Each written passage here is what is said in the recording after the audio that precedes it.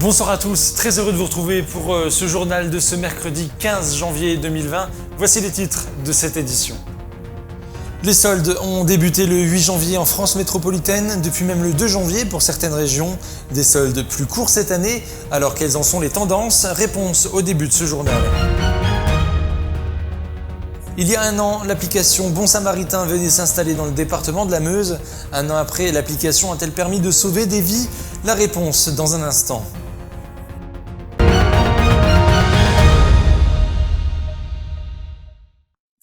Mais avant de développer ces titres, revenons sur cette dégradation, celle de la permanence de la liste pour les municipales Saint-Dizier demain. C'était ce samedi lors d'une manifestation dans les rues de la ville. Écoutez la réaction de Laurent Daval, tête de liste de Saint-Dizier demain. Il n'y a pas mort d'homme, on va pas se mentir, mais je pense qu'à un moment il faut dire stop à la violence. Voilà, et je pense au-delà de la question de mon local, de moi-même. Moi, dans ce moment-là, je pense aussi à tous les commerçants du centre, je pense aussi aux forces de police qui sont mobilisées en permanence, je pense à tous les bragards qui veulent circuler librement. En ce moment, il faut constater qu'ils sont pêchés, quoi. Vous savez, depuis 5 mois, quand je suis engagé dans ce combat, pour briguer la mairie, je savais que j'allais avoir affaire à des énergumènes. J'ai reçu des insultes, ça fait partie, hélas, du jeu de la vie politique. Moi, ce que je regrette, et ce que peut-être j'appréhende aussi, c'est une montée de la violence à l'encontre de tout le monde. On a vu la maire de Saint-Dizier, qui elle-même a été quelque part agressée aussi. Voilà.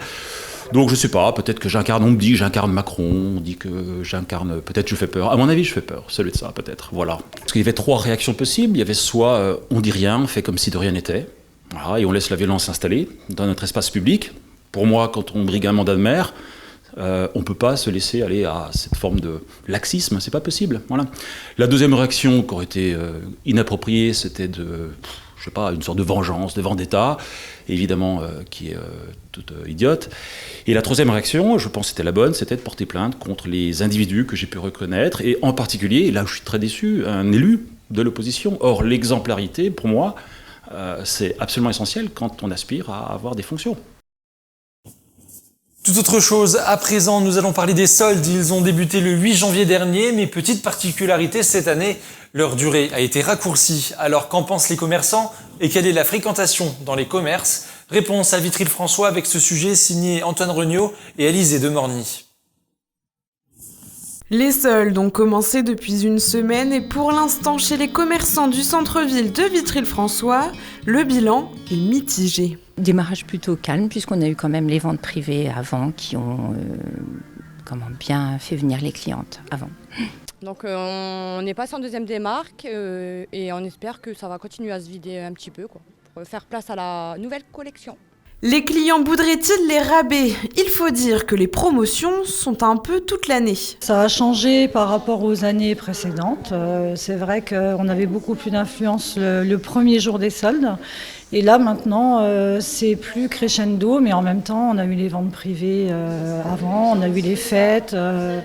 Donc je pense que c'est normal, il y a des soldes aussi toute l'année maintenant, donc c'est pas évident. Aussi, ces commerçants doivent faire face à la concurrence d'Internet. Je pense que c'est facile aussi Internet, les commandes, ça arrive, on peut renvoyer, c'est quand même assez... et en plus on a tout vite fait, et il y a des gens qui préfèrent commander sur Internet, c'est certain. Nous on voit bien, on fait des commandes web et aujourd'hui j'ai reçu beaucoup de colis de clientes qui ont commandé sur le site. Nous, on a des clients qui ont l'habitude de venir faire leur solde ici.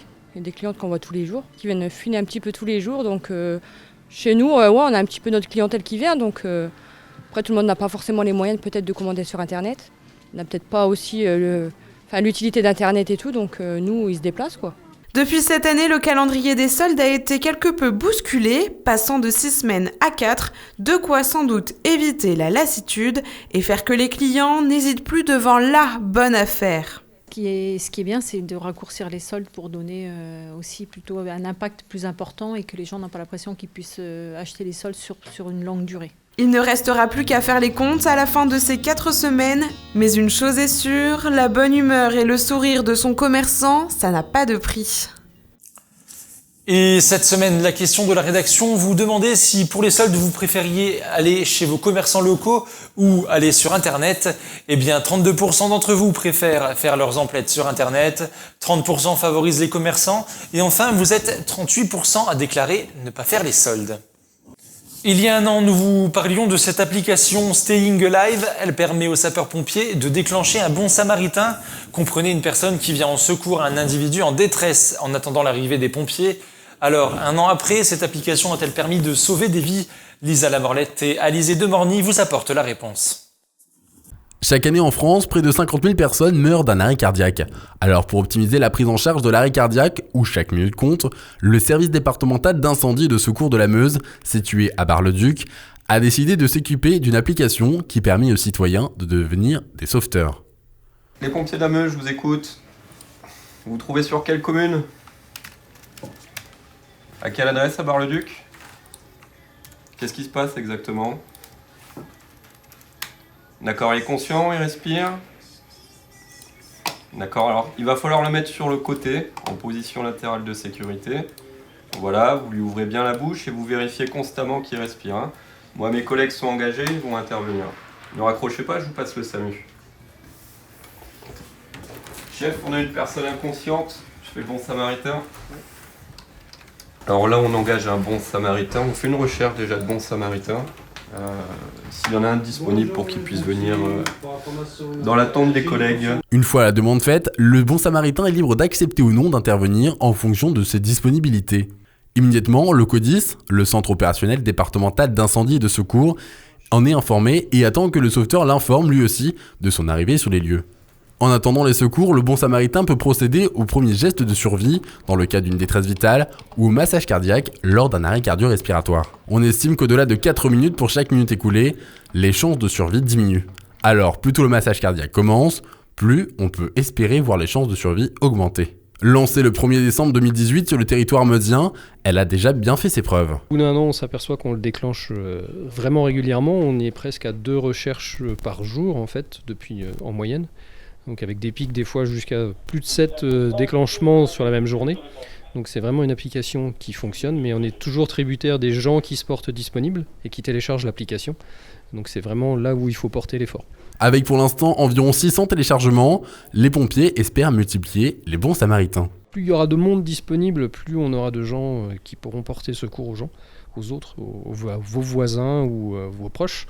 Et donc plus on aura de chances d'optimiser les chances des victimes. En fait. A noter que l'application n'est pas ouverte uniquement aux sauveteurs professionnels. Les détenteurs de formation tels que les gestes qui sauvent ou encore le PSC1 sont tout à fait habilités à faire un massage cardiaque, mais ceux qui ne sont pas encore formés peuvent être d'une grande utilité en amenant rapidement un défibrillateur sur le lieu de l'arrêt cardiaque. Samuel a été déclenché une fois depuis qu'il a téléchargé l'application. C'est assez surprenant parce que j'avais téléchargé l'application, je l'ai totalement oublié. Et c'est vrai qu'en plus le son est particulier, ça correspondait à rien. Donc le temps que je m'aperçoive que c'était le bon samaritain, j'ai accepté la demande, ça me demande une demande de secours, est-ce que je l'accepte? Je l'ai accepté, à partir de là j'ai eu le coordonné avec j'ai été dirigé par GPS pour aller jusque sur le lieu de l'intervention. Ne serait-ce que prendre en charge la victime, rassurer les proches, aller chercher un défibrillateur qui pourrait être à proximité. Puisque tout le monde peut se rendre utile et que chaque minute compte, vous aussi, vous pouvez devenir un bon samaritain en téléchargeant l'application mobile.